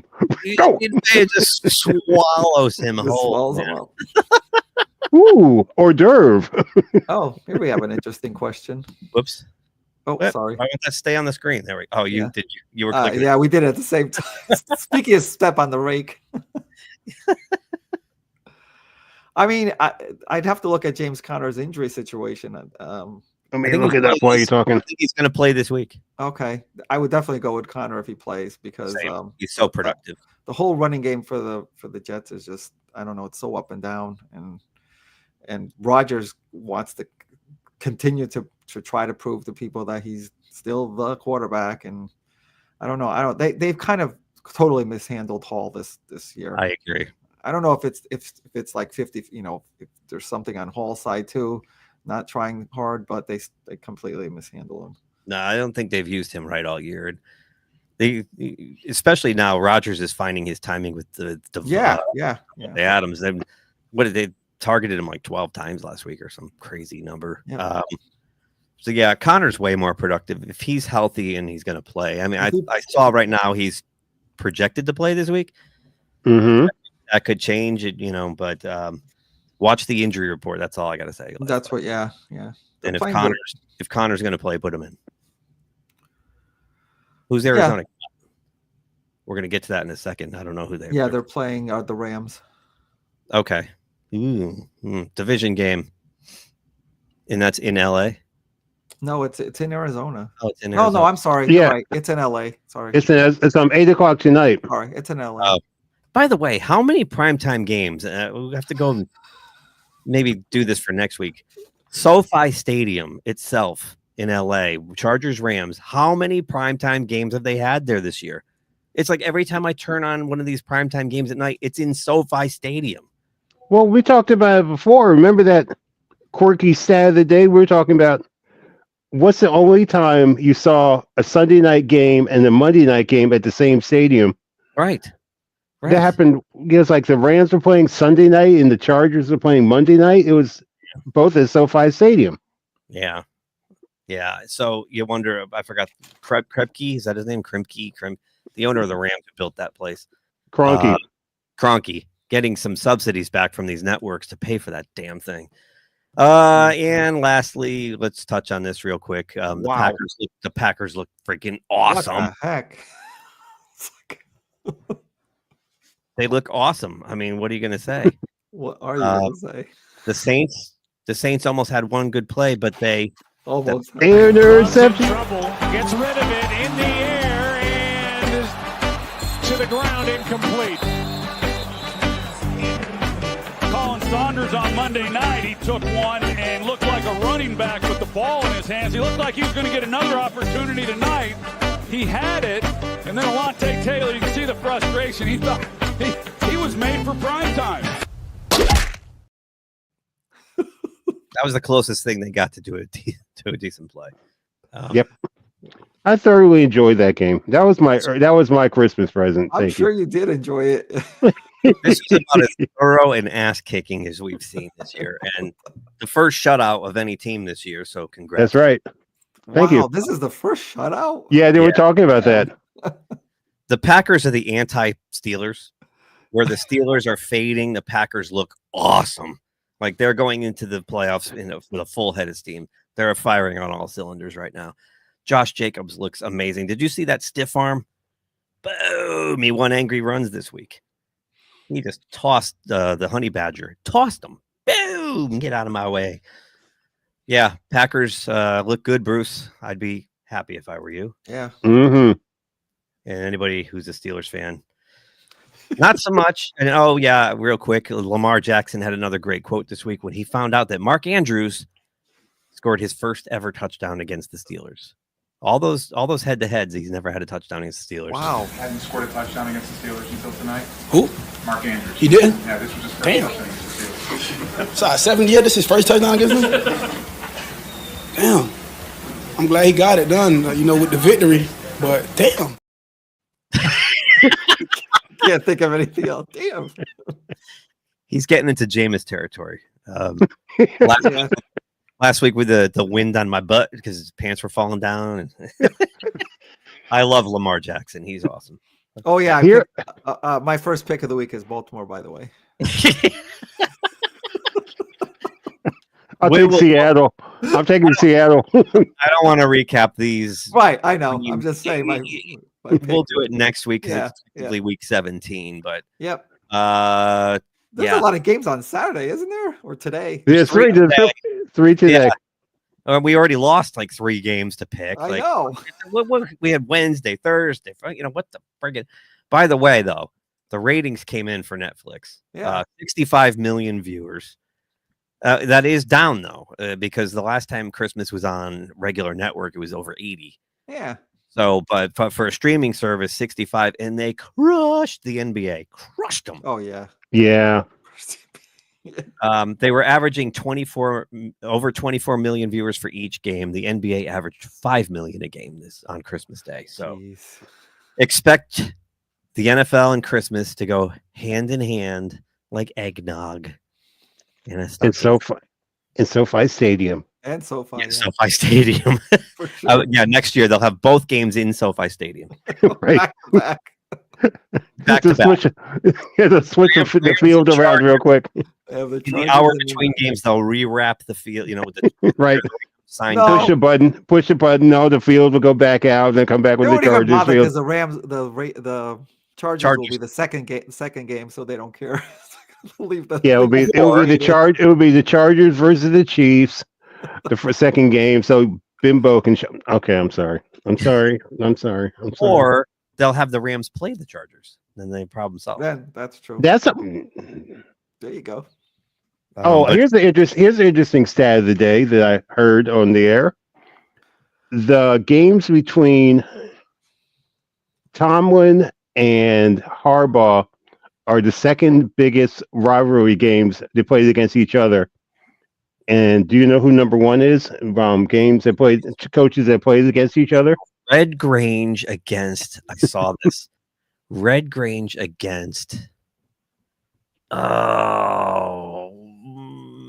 George Hallis. You got one right. It was Curly Lambeau against George Hallis. Curly Lambeau and George Hallis. All right. Right. Which is insane. Yeah. It's like they had 37 head-to-heads and now Harbaugh has 38. Yeah. For those of us who were not born in the Stone Age, Edson, Curly Lambeau is the original coach for the Green Bay Packers, and that's why it's called Lambeau Field. I just now got that. No, I'm kidding. No, I actually looked up that he was like the coach, like he was also their best runner. I was like, he did everything back then. It's like, and wasn't he also like like one of the people owners? He was one of the owners. I was like, unbelievable everything he did. He was like Mike Tomlin. He had shitty assistants, so he just did everything. Oh, okay. Yeah. Only thing he had going for him was Don Hudson, but I'm really showing my age now. Don Hudson from Joe Willie Namath. So you had your Christmas Day games that were both blowouts. We'll talk about them in detail next week. Then we had the Ambien game of the year. The lowest scoring game of the year. We've had some clunkers lately. This one, take the clunk cake. I fell asleep. When it was 6-3, and it stayed 6-3. And we'll get into that next week. But let's make our picks for this week. What's left of week 17, anyway. The remnants of it. We got 3 of them today, but unless you got the NFL Network or you're paying for the NFL, NFL Prime, NFL Plus, you're not watching these. You got to have the NFL Prime, which is $15 a month, or you got to have NFL Network straight is not playing these games. NFL Network has all 3 exclusively today, so you're not you're not walking into a pizza joint and seeing these on TV unless they're paying. No Buffalo Wild Wings for me. Oh, they'll pay for it. They'll have those. Yeah. So the first game we got the Chargers against your New England Patriots, your very own New England Patriots. Oh, you're asking whether we're picking that game? No, are we picking? Who's going to pick first? Well, Bruce was 5-0, wasn't he? Yeah, Bruce, you were 5-0. Come on, puff that chest out and make some picks. Right on. Oh, wait, first we got the shout outs, right? That's right. Right, that's right. And you guys really don't like this. Okay. We do. Yes, we do. I think it's a cool. I think it's cool that you brought this to the show. Exactly. Thank you, Keith. I believe you 100%. Edson's got that smirk on his face, like, oh man, he ain't got no damn friends named Boop. What the hell is he talking about? He just made that up.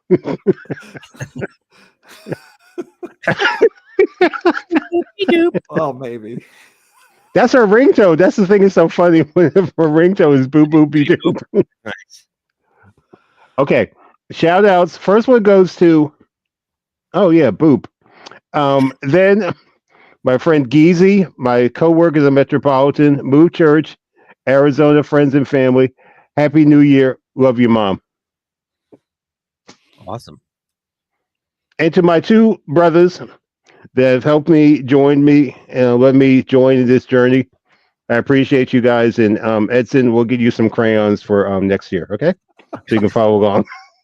Yeah, I gave him finger paints, and you should see the walls now. That's he painted over the light switches. That's why you can't tell if the house is on or not. That is true. I would also like to shout out a couple of people. Some of my closer friends, Angelo and George Alexopoulos and Paul Harriet. Merry Christmas to you guys. And of course, you two, Edson and Bruce. And I value all your friendships. Thank you. And I value you guys so much. I appreciate this. And Uncle Gene's doing really well. Awesome. Oh, great. Yeah, he's in rehab, but he's getting stronger every day. And shout out to Uncle Gene. Yeah, so I'll keep you guys updated on that. I think he's going to be there for another week.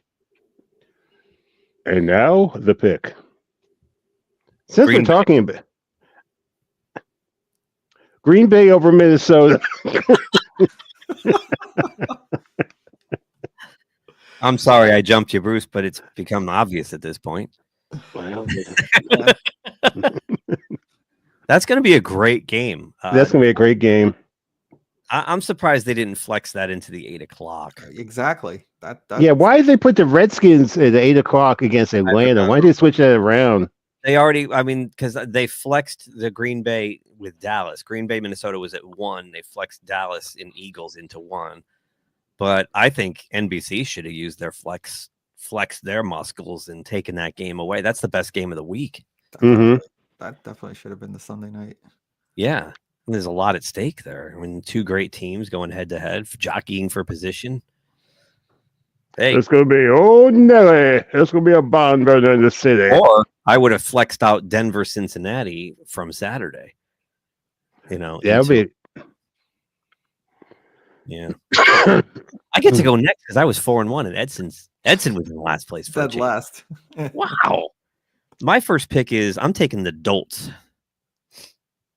The Baltimore/Indianapolis Dolts over the New York Gents. I know it's in New York, and New York should win a game at home before this is all said and done, but I don't think they're going to. So I'll take the Colts. Wow. Edson. I'm going to take the Chargers. Ooh. Yeah, it's kind of risky because they're coming across into the East Coast. That's a 10 a.m. game to them in the cold rain here. Yeah, but I think the Chargers are built for that type of game. Like they emphasize the running game and defense. I want to see what their defense does against May. It goes back to this. Oh, you play J.K. Dobbins in the cold rain. Yep. Yeah. Wow. That's a gutsy pick. I like it. I was thinking of that, and I'm like, this could be the week the Chargers come east and just they're jet lagged and everything else. Bruce, what do you got for number 2? There was a song that came out years ago when I was a child. It's called "Hey, Hey, You, Get Off of My Cloud." So Edson, this is for you. Chargers over New England. Get off my cloud. Hey, I was here first. That's the most beautiful response. I was here for it's my game. You can play next time. I'm taking the ball with me. I'm leaving, taking the ball with me. I'm taking my 50 wins and I'm taking my 60 wins and going home. Nah. Oh man. You know, I just realized something looking at this website on NFL.com here. That you're taking the Chargers too? No, every time I walk into a Marriott, it says like official hotel of the NFL. And now I can see that because it says, look, you can book a courtyard right through this site. Right here. That said, my second pick is the Flying Baker Mayfields at home against the surging Carolina Panthers. This will be a close game. Don't get me wrong. I have a feeling Carolina's going to show up. They're playing really good ball, but Baker needs the game more. Yep. Now Kate Otten's out, and a couple of their guys are out. Shepard's out, I think, and somebody else. I forgot, one of their offensive linemen. But injuries have not stopped Baker all year, unless he gets hurt, which I don't see. Right. I think Tampa needs the game. They need the game. It's as simple as that. So Tampa Bay at home. Bruce? No, Edson. I too am getting on that cloud. Taking Tampa Bay, which means we'll probably wind up losing because we did this last week. We both took them last Tampa week. Bay, and they were so close, though. And yes, yeah, they were very close. And yes, I think this is going to be a good game. A close game. Carolina, we've talked about their resurgence. But you know what? This is a playoff push. If Tampa Bay loses this, I think they're out. So I think they'll take out all the stops for this one. Broken news. This'll help. Chuba Hubbard's done for the rest of the year. Oh man! Oh, come on, guys. I mean, I didn't even know about this, so it's not. I didn't either. I'm trying to jump on this, but wow. I just looked at Adam Schefter's feed while you were saying that. I'm like, holy crap, Chuba Hubbard. Then Tampa Bay, definitely. That's a lock. I don't like to see that, but no, neither do I. He was having such a great year, man. Yep. That's the second year in a row his season ended early. What a shame. Bruce, what do you got for number 3? Philly over Dallas. Okay. That's not good. That's going to be kind of ugly because I think Philadelphia is mad. Do we know if Hurts is playing? No, he's not. It's Kenny Pickett. Okay. Oh, wait. Oh, he's still in protocol? Yeah, Kenny Pickett's starting. Okay. I still take Philadelphia, though. I mean, Saquon Barkley, Yeah. it's like, and their defense is, people don't talk a lot about their defense, but, they held like Baltimore back, and they held, there's quite a few teams that take Pittsburgh back. So, Yeah. It's a battle of backup quarterbacks. Which one will come out on top? It's, if the Cowboys defense plays like they did last week, though, Kenny could have a little bit of trouble. I think it'll be like a somewhat of a game, but will Philadelphia fans be going, God damn it, Kenny? Oh my God, they killed Kenny.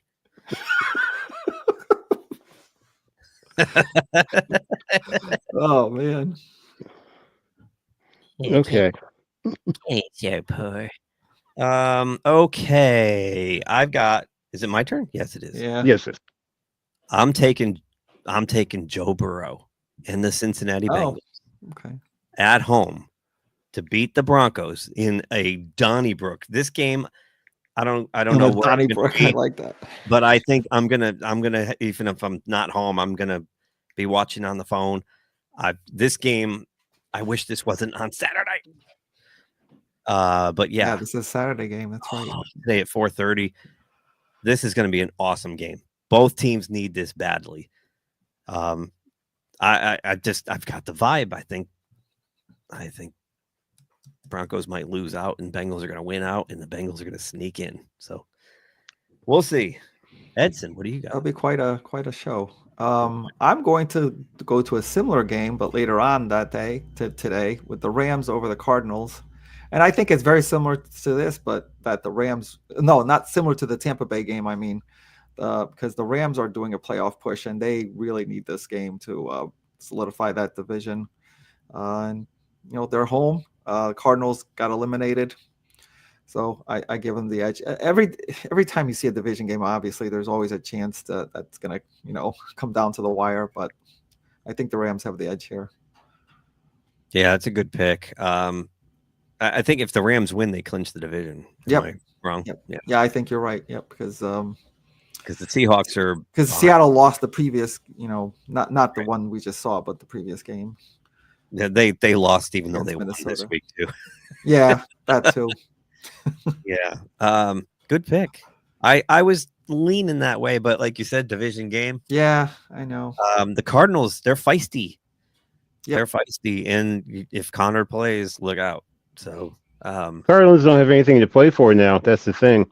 Still, yeah, a lot of teams don't care. They go all out.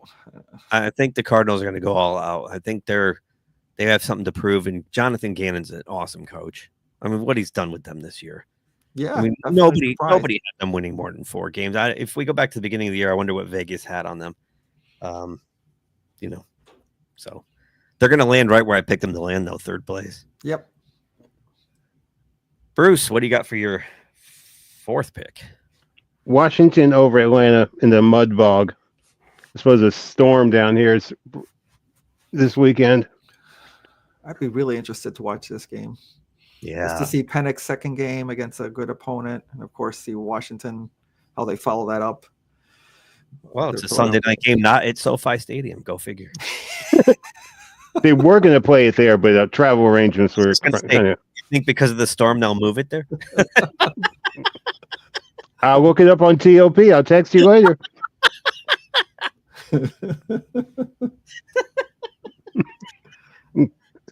No, that's a good pick, Bruce. Excuse me. I can't wait to watch the Redskins in the playoffs. They're a fun team to watch. Yep. It's going to be. I don't think they're going to go very far. They'll probably win 1, but they're going to make some noise. And they've got a bright, bright future ahead of them. They got to just fix the defense a little bit, just a little bit. Mm-hmm. So my 4th pick, Edson. This is for you. I'm taking the Miami Dolphins over the hapless Cleveland Browns. The Browns. Now, the Browns are at home, and the Browns at home can sometimes come out firing. But the Browns look dead to me. I think the Browns Super Bowl was when they beat Pittsburgh on that Thursday night game. By the way, I think the Steelers have lost every primetime game they've been on this year. They look awful. Don't put them on primetime anymore.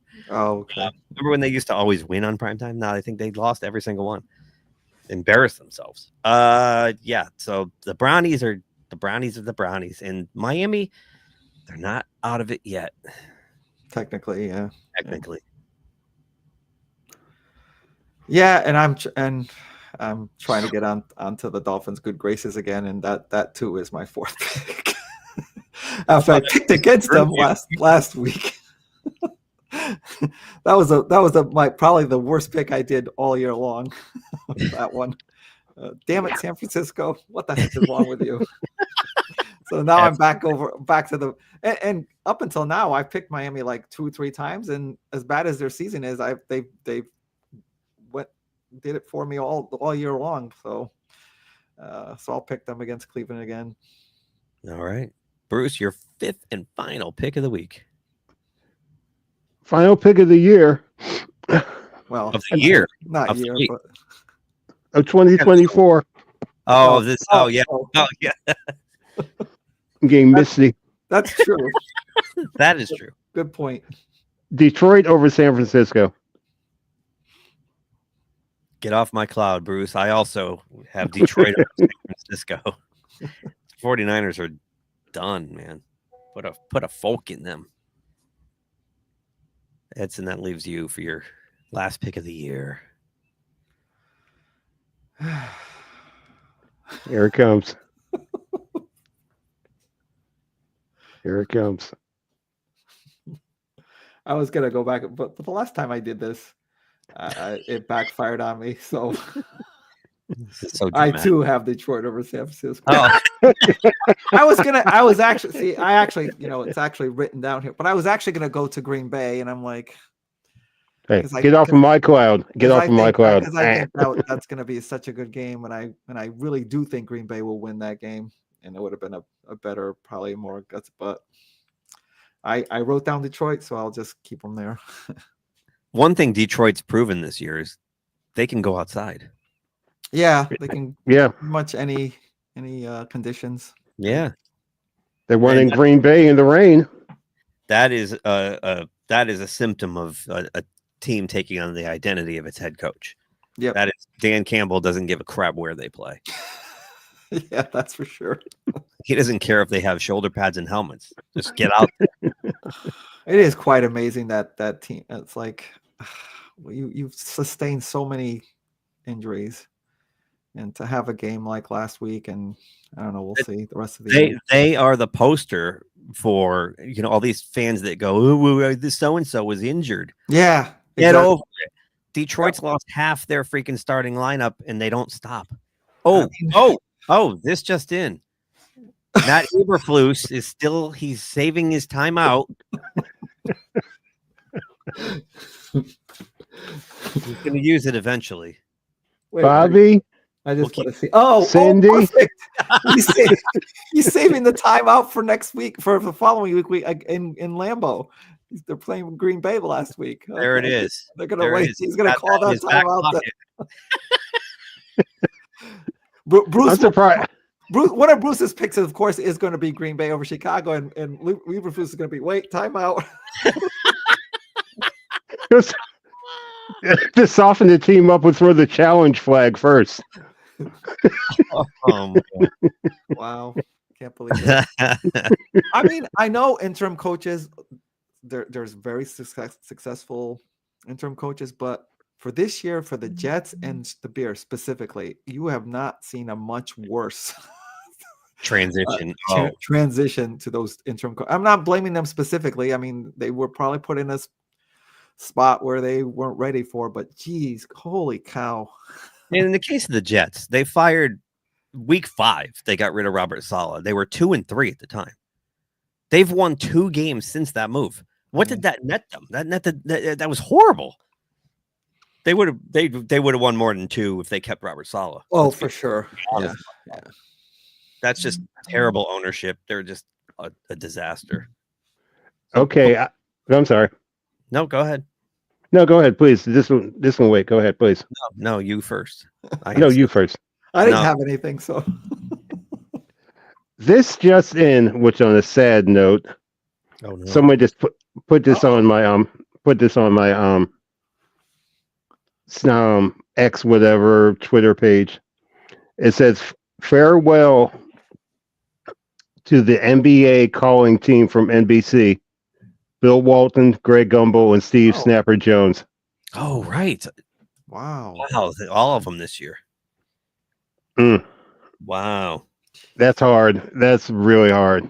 And the NFL takes them down on Christmas. Yeah, exactly. Yeah. Oh, my gosh. Man. All right. Well, with that, I'm going to transition into playoffs. Don't talk about it. Playoffs? You kidding me? I can't get over it. We got to check the old playoff picture before we duck out. Is it clarifying yet? Any clarification? A lot of it. It's coming all together now. It's congealing. Wow. It's Vikings in the Packers. Everyone's favorite team, the Chiefs, have clinched the #1 seed. I just can't get this. It's like they're going to get an easy opponent in the division. They're the 2 toughest AFC teams are going to kill each other in the division, and the one that limps out of that game is going to show up at Arrowhead. Yeah. Oh, man, what the hell? Yeah. The Chiefs played their most complete game of the year on Christmas Day. Yes, and unfortunately, that means as much as they've been sleepwalking through the season, now they're getting better. It's like they're getting better, but the Steelers also are just fucking horrible. All right. I told you, didn't I tell you, when they were 10 or 9-2, they were going to end up 10-7, and that's exactly what's going to happen. Yep.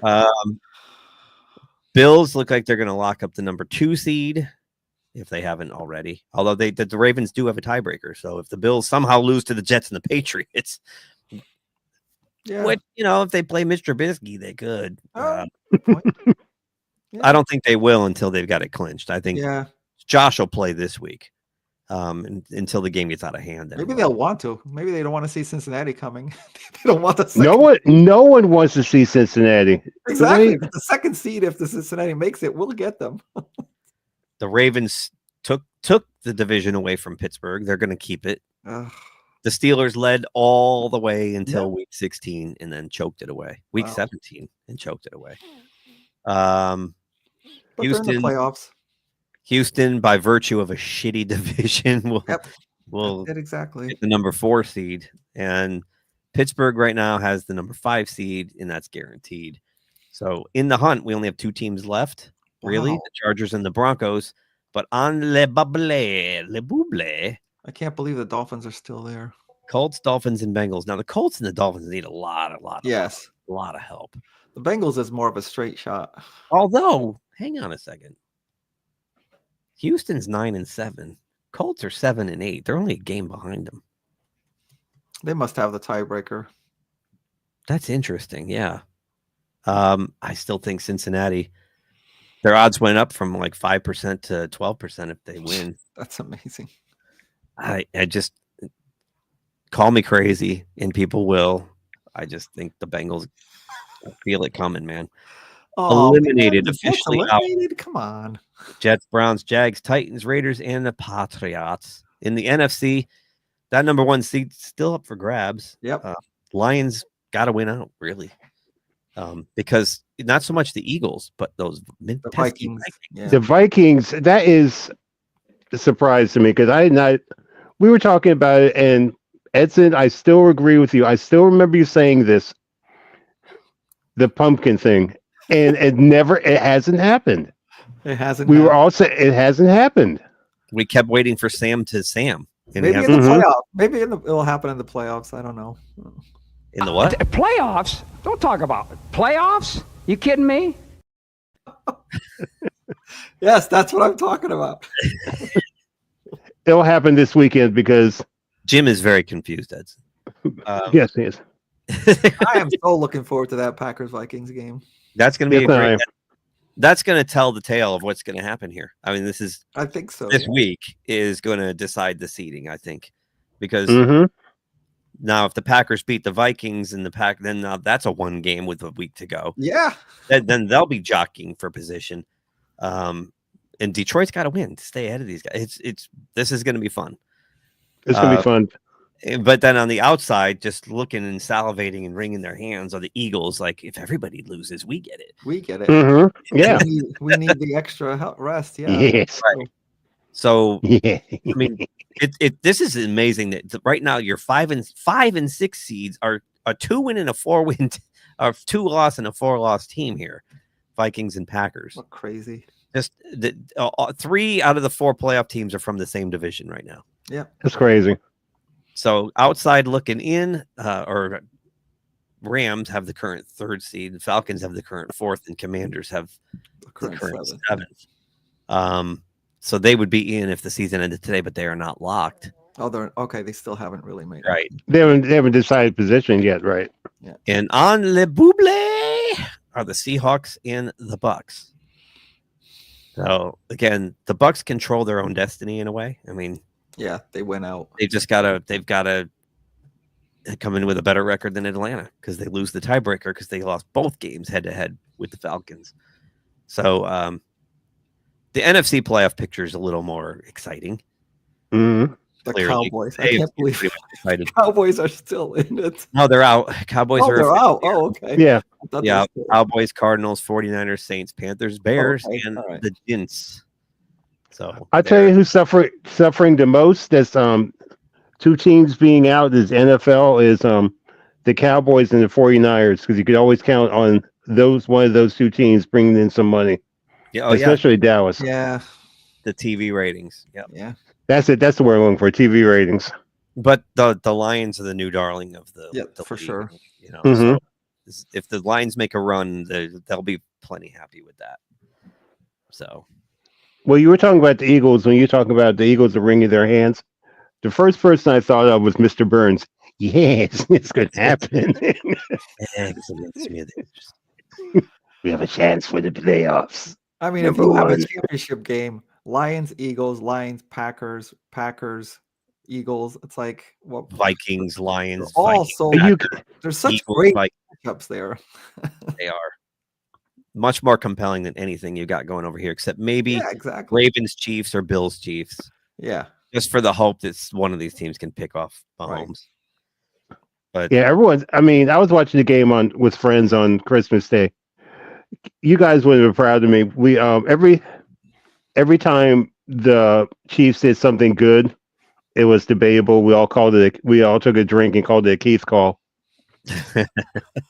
I said, I hear my friend Keith is screaming right now, and I wasn't screaming, but I got up and shut it off like after the first drive of the second half. Walked out. He's like, I had to go visit my dad, and I'm like, I'm just not sitting through the rest of this. You could just see it. I put it on the radio, and the scary part is Chiefs' best defensive player, Chris Jones, was resting. He wasn't even playing. Damn, that's so bad. We'll take our forensics dive into that game next week. Okay. So that's the Playoffs? Don't talk about it. Playoffs? You kidding me? That's the playoff picture. All right. This week. So any final thoughts before we sign off for the year? Here's a question for you to guys think about. I wrote this down like 3 weeks ago.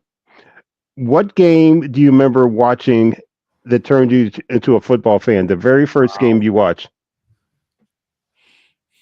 All right. There was a game. It was, I believe, it was 1976. I can't go back that far. Steelers Browns.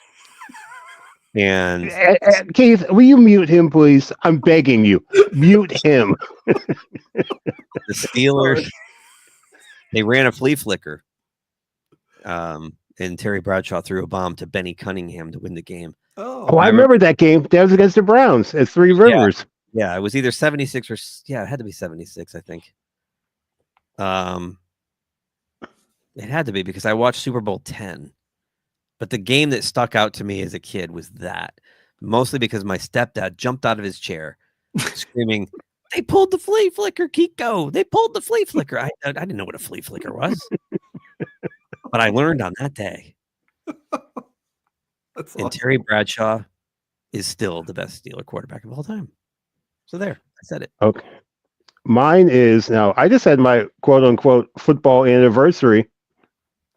Pro football anniversary, because I remember going to my aunt's house in Philadelphia, 9 years old, Christmas Day, watching the Dolphins versus the Chiefs, the overtime game, that game, 1971.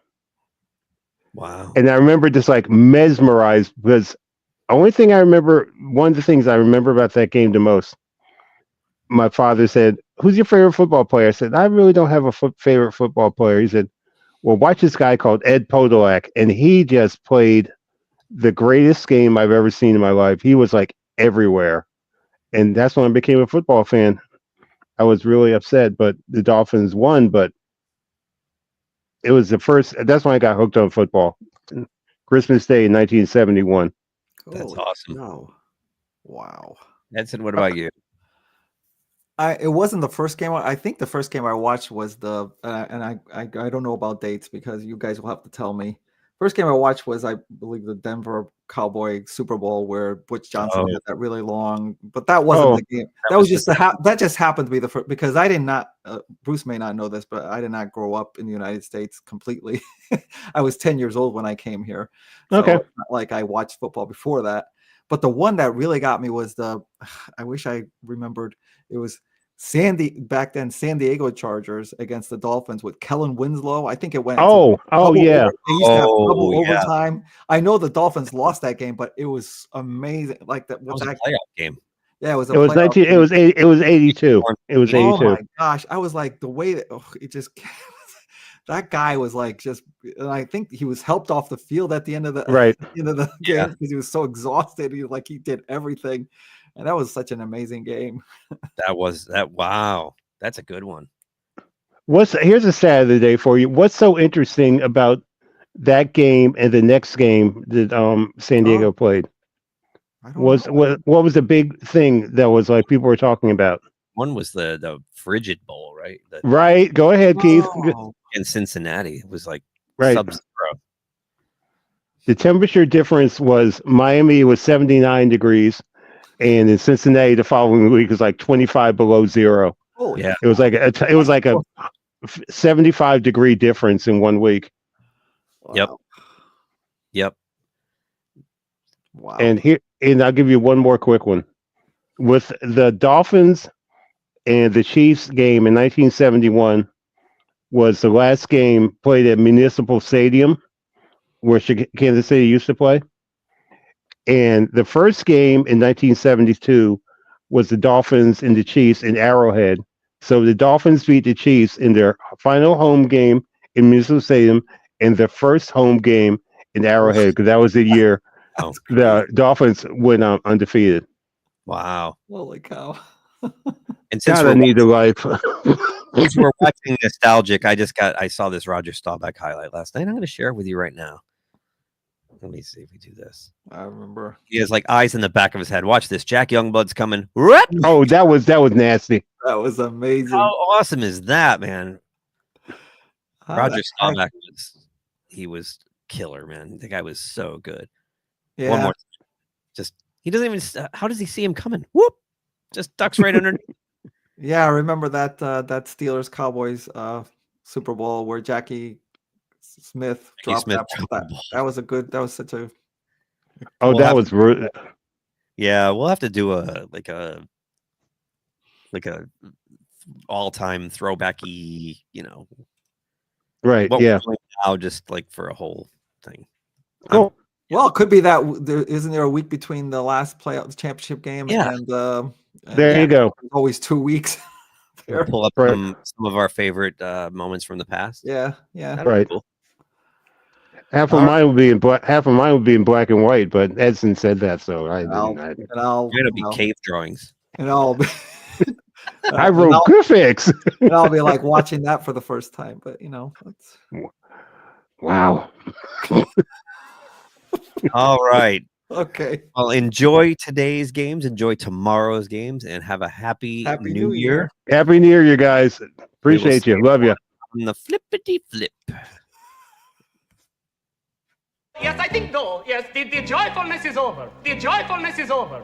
Thanks for watching GeekTime TV. If you like this video, please subscribe to the channel. If you subscribe, make sure to check the little bell icon anytime someone from our network drops new content here. Want some GeekTime swag? Check out the merchandise available in the GeekTime TV store, linked in the channel description below. Share GeekTime TV with friends, and as always, thank you for your support. We'll see you soon.